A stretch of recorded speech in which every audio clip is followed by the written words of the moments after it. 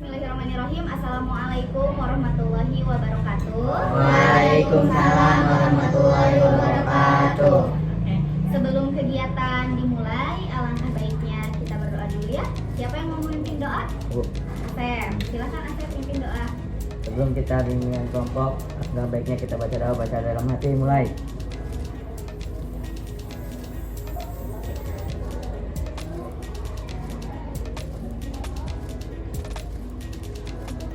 Baca doa selesai. Oke. Selanjutnya, karena kalian udah pada kenal belum? Udah. Ada yang udah, ada yang belum ya. Ya, jadi ada pepatah mengatakan tak kenal maka tak sayang. Jadi perkenalan dulu ya. Kalian perkenalan cukup mengucapkan nama, memperkenalkan nama dan juga kelas ya. Oke, mau dimulai dari mana dulu? Dari sana. Ada dari yang cowok. Oke. Nama saya Rizky Apriana dari kelas 11 MPLBA. Izin memperkenalkan diri, nama saya Amanda dari kelas 11 MPLBA. Izin memperkenalkan diri, nama saya Dela Puspitasari dari kelas 11 MPLBA. Izin memperkenalkan diri, perkenalkan nama saya Sri Nur Fadila dari kelas 11 MPLBA. Perkenalkan diri, nama saya Enda dari kelas 11 TJKTA. Nama saya Adityana dari kelas 11 TJKTA. Izin memperkenalkan diri, nama saya Ayu Sri Mulyani dari kelas 11 TJKTA. Perkenalkan diri, nama saya Vera Aulia dari kelas 11 TJKTA.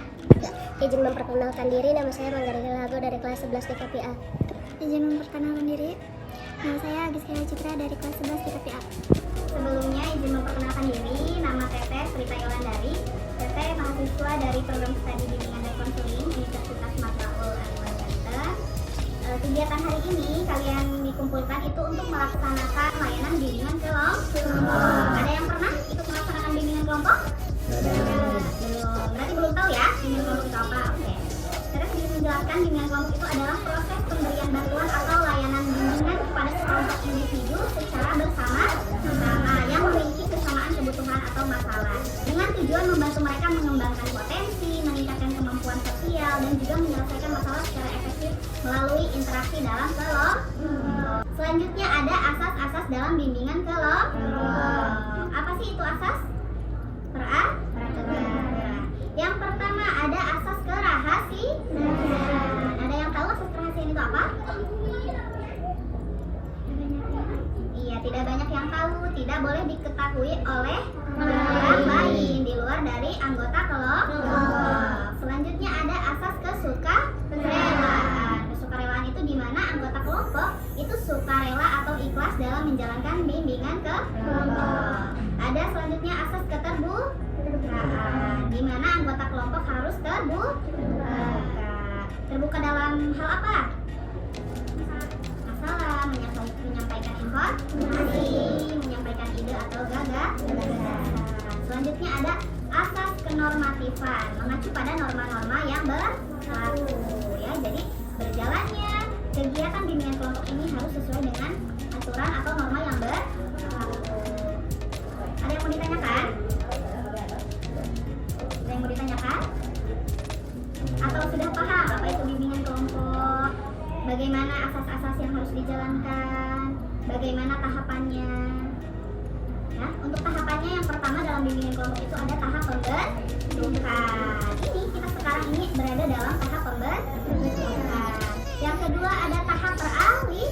Peralihan itu menanyakan kembali kesiapan teman-teman dalam melaksanakan bimbingan kelompok. Selanjutnya tahap inti atau tahap kegiatan, kita membahas tentang topik yang akan kita bahas. Dan yang terakhir itu tahap penutup ya. Ada yang mau ditanyakan? Oke, berarti kita ke tahap selanjutnya ya. Teteh tanya lagi ke teman-teman semuanya, apakah teman-teman ada yang merasa keberatan dalam melaksanakan bimbingan kelompok? Ya. Berarti semuanya siap? Ya. Oke, kita lanjut ke tahap selanjutnya ya. Selanjutnya, topik yang akan kita bahas pada bimbingan kelompok hari ini adalah manajemen waktu, belajar, dan bermain di rumah dengan disiplin. Sebelum kita masuk ke materi, alangkah baiknya kita ice breaking dulu. Karena teman-teman kayaknya udah ngantuk ya. Ice breakingnya itu tenang. Kenapa sih pada tegang? Oke, ice breakingnya itu kalau misalkan Teteh bilang pagi, 1 kali.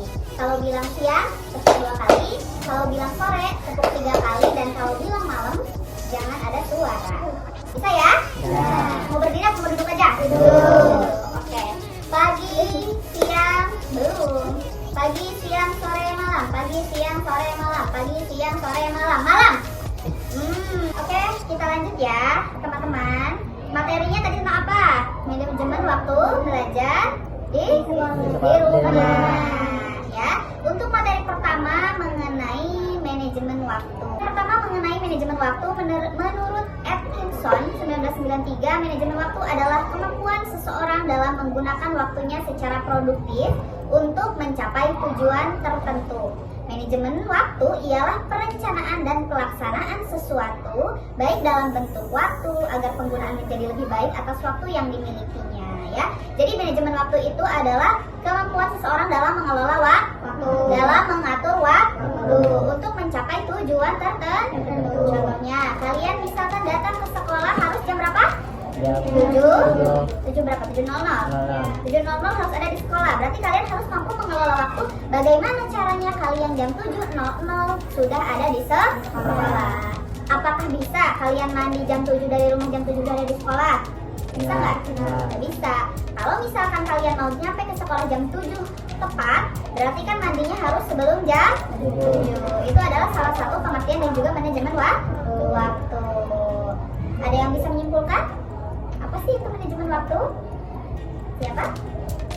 Dela, silakan Dela.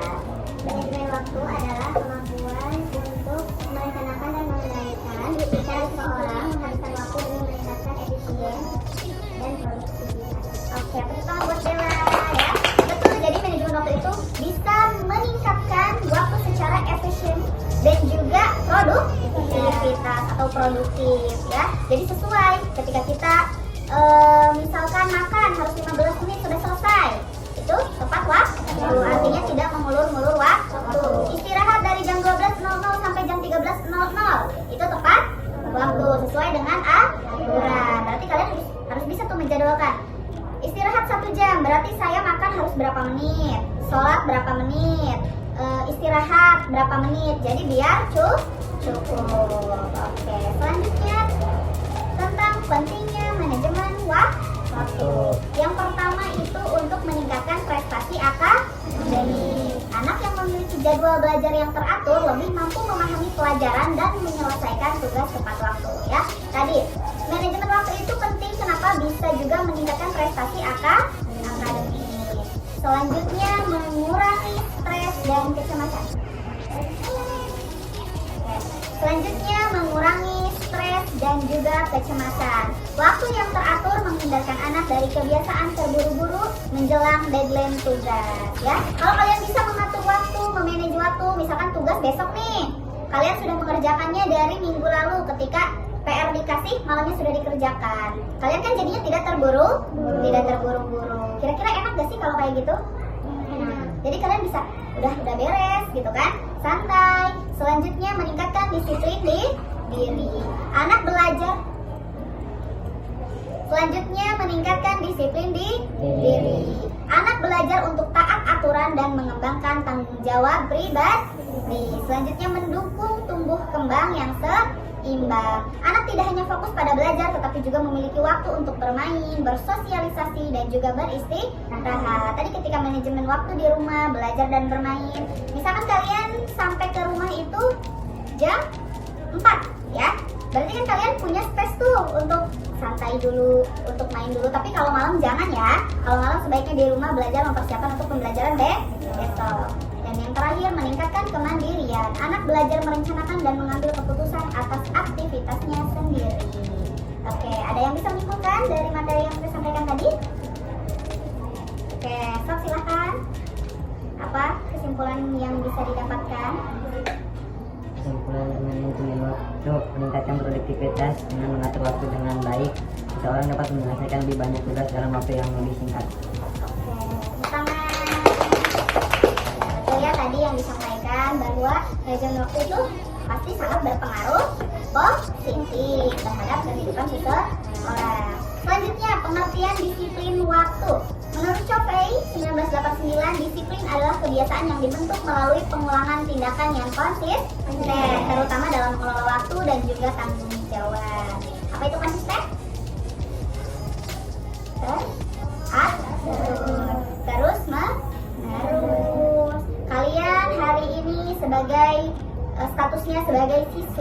siswa di SMKN 4 Pandeglang. Ada aturan yang harus dijalankan? Ada. Setiap hari kalian mengulang-ulang waktu yang sama, betul? Jam 7 berangkat ke sekolah, jam 4 pulang sekolah, ya? Itu konsisten tidak? Konsisten. Walaupun misalkan kalian di awal merasa keberatan, lama-kelamaan akan terbiasa. Nah, itulah kedisiplinan itu sangat berkaitan dengan konsistensi. Kalau misalkan kalian ingin mempertahankan kedisiplinan dan itu harus dipertahankan, itu melalui bentuk konsistensi.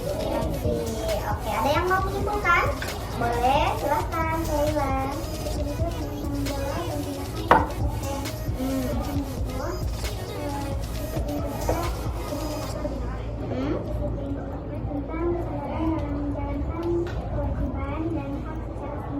Oke, tadi yang disampaikan oleh Keila itu disiplin itu juga bukan cuma soal patuh, tetapi juga kesadaran dalam menjalankan, ya. Patuh itu juga butuh kesadaran di diri. Kalau misalkan kalian tidak memiliki kesadaran diri, harusnya jam 7 udah ada di sekolah, tapi jam 8 baru datang.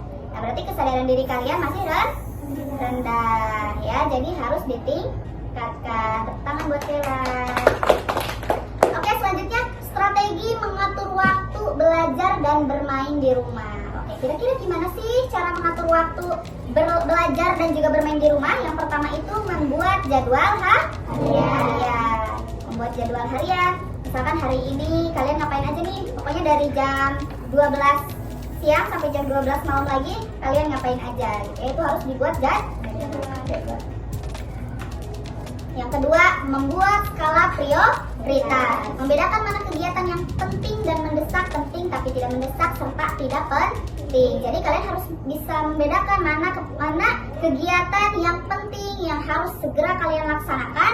Oke teman-teman, karena bimbingan kelompok kali ini menggunakan teknik self management atau manajemen diri. Jadi Teteh minta teman-teman semuanya mengisi di kertas ini. Nanti besok kalian akan melakukan apa? Misalkan, contoh dulu ya, hari ini kalian misalkan kesiangan datang ke sekolah. Itu kan sebuah masalah ya. Kalian tulis dulu masalah kalian yang dilakukan di hari ini. Terus kalian tulis perbaikan yang akan kalian lakukan. Misalkan, saya hari ini datang ke sekolah terlambat. Berarti esok saya akan datang ke sekolah tepat waktu. Gitu. Bisa dipahami? Ya, jadi disesuaikan dengan masalah masing-masing ya. Oke. Dioper ya ke temannya ya.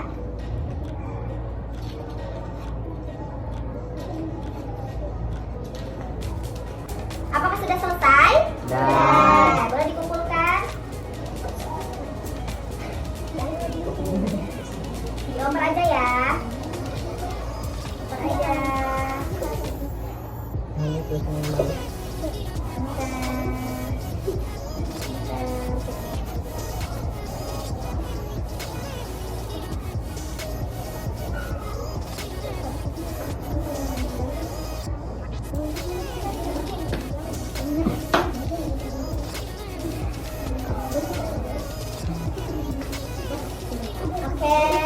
Hai.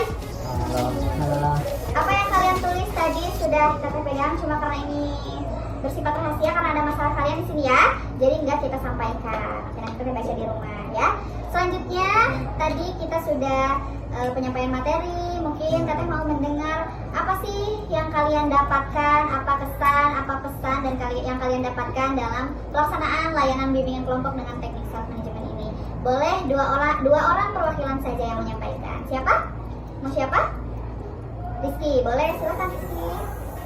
Kesan dan pesan yang didapatkan dalam materi manajemen waktu yaitu meningkatkan produktivitas dan kualitas kerja, mengurangi stres dengan perencanaan yang baik, menyadari prioritas dan fleksibilitas dalam mengatur waktu. Pesan, mulai terapkan manajemen waktu sekarang, evaluasi dan konsisten dalam pengolahan waktu, kenali diri, manfaatkan teknologi dan istirahat cukup, delegasikan tugas dan dari multitasi dan tetapkan tujuan realistis, berani menolak permintaan yang tidak diprioritaskan. Oke, tepuk tangan buat Rizky.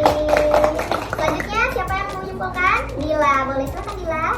Pesan dan pesan yang didapatkan dalam bimbingan kelompok itu kegiatan bimbingan kelompok menyenangkan dan bermanfaat. dan juga memberikan wawasan baru mengenai permasalahan yang dibahas. Rasa percaya diri untuk mengungkapkan pendapat di depan orang lain, dan juga nilai kebersamaan, saling menghargai dan saling mendukung dalam kelompok. Oke, tepuk tangan buat Dila. Oke, terima kasih kepada Rizky dan juga Dila yang sudah menyampaikan pesan dan pesannya, dan juga kepada seluruh teman-teman anggota kelompok. Terima kasih telah berpartisipasi aktif dalam kegiatan bimbingan kelompok. Dan juga semoga kalian nggak kapok mengikuti layanan kelompok lagi. Ya, kita akan ketemu lagi di pertemuan selanjutnya. Untuk pertemuan selanjutnya nanti TP share jadwalnya di WhatsApp ya. Oke, bisa dipahami? Bisa. Ada yang mau ditanyakan lagi? Oke, mungkin sesi bimbingan kelompok hari ini kita cukupkan dengan bersama-sama mengucapkan hamdalah. Alhamdulillahirobbilalamin. Sekian dari Teteh, kurang dan lebihnya mohon maaf. Wassalamualaikum warahmatullahi wabarakatuh. Waalaikumsalam warahmatullahi wabarakatuh.